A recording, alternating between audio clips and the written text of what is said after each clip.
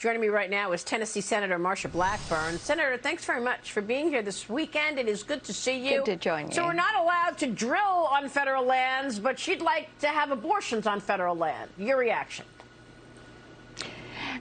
You just can't make this stuff up, Maria. If they do not get their way on an issue, what do? They try to change the rules, and they take to the streets and they riot.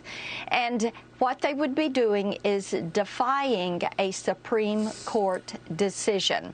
And also, they want to go around the Hyde Amendment. They want to go around Mexico City policy. To them, it is imperative that they, the federal government, be able to control access to abortion. They do not want this to be sent to the states. As the court has said, it is the jurisdiction of the states to set the regulations and restrictions around abortion.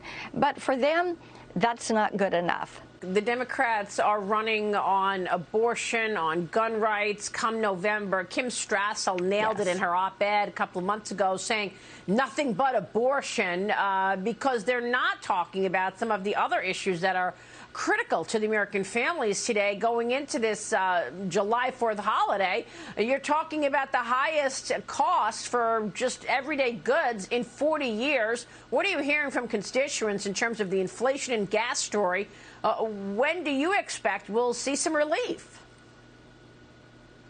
Maria, I've been in so many of our counties in Tennessee this week, and to a person, they talk about not only how it is affecting the family when they fill up the tank, when they go to the grocery store. Many of our rural counties, people will drive 20 miles, 30 miles one way to get to their job.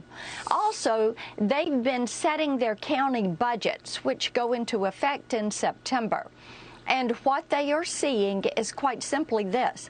When it comes to meeting that budget for school buses, for first responders and EMS, for law enforcement, they are having to more than double the line item that is there for fuel, because it is costing them so much more. Well, all of that lands on the taxpayers there in that community. All of that means that there's going to be less money for schools or other programs there in the community because of the cost of energy and fuel.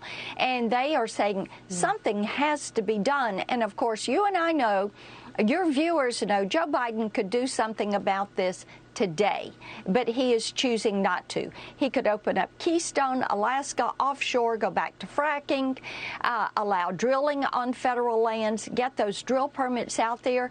But he promised 3 years ago he was going to end the oil and gas industry.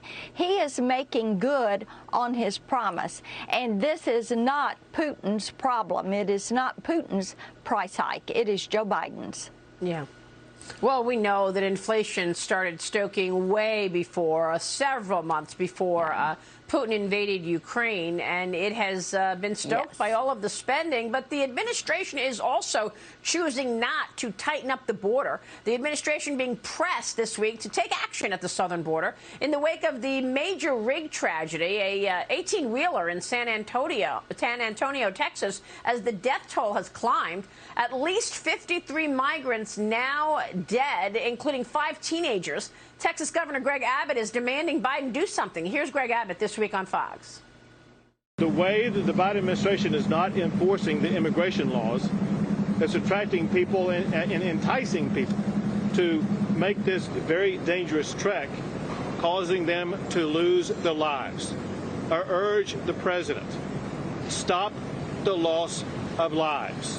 You have the ability to stop people from losing their lives if you make it clear that no one can come across illegally. And yet, Senator, the White House continues to say that the border is closed, and they're calling out the governor. They say he's making this a political issue. Vice President Harris, the so-called border czar in particular, criticized the governor for his comments, saying that he's making this political.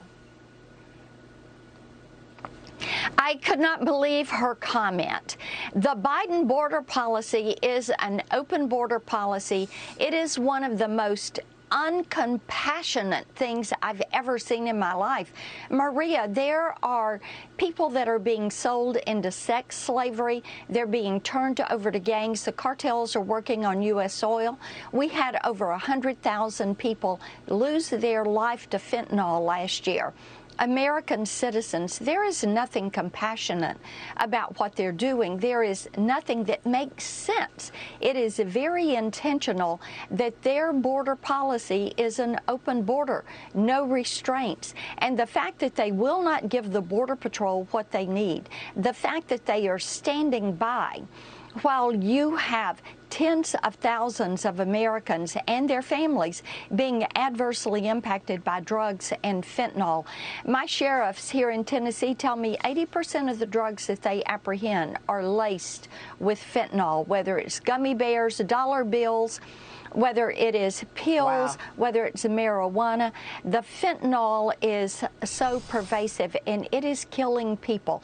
They should secure that border and get their arms around crime and the issues that we are seeing in the streets, the crime in the communities. It's just so disturbing, everything you say about all of these things laced with fentanyl. Very scary time. Senator, thanks very much. We'll keep a spotlight on it, and we appreciate you joining us this weekend. Thank you. You got it. Take care.